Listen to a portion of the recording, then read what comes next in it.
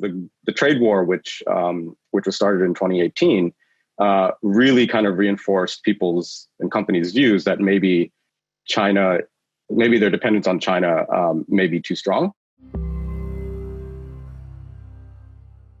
There is now a shift in the national debate here in the US about whether trade with China is going to continue to be as open as it was before. Just to give you some numbers, prior to the trade war, we imported products from China on average with a tariff of 3%, and that's jumped to about 20% on average. And that's a pretty big sizable jump where someone's got to pay that tax, either the consumer or the US importer or the Chinese producer. And so I think many companies were kind of seeing these two broad trends: rising Chinese wages as well as the U.S.-China trade war, to rethink where they're sourcing from.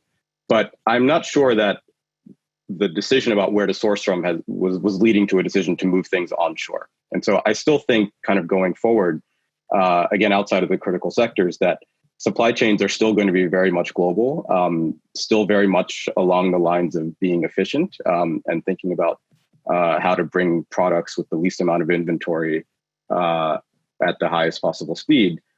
But the reliance on China, I think, will be one thing that is a trend that was already kind of existing prior to the pandemic. And I think continuing to reduce the reliance on China might be something that companies would think about.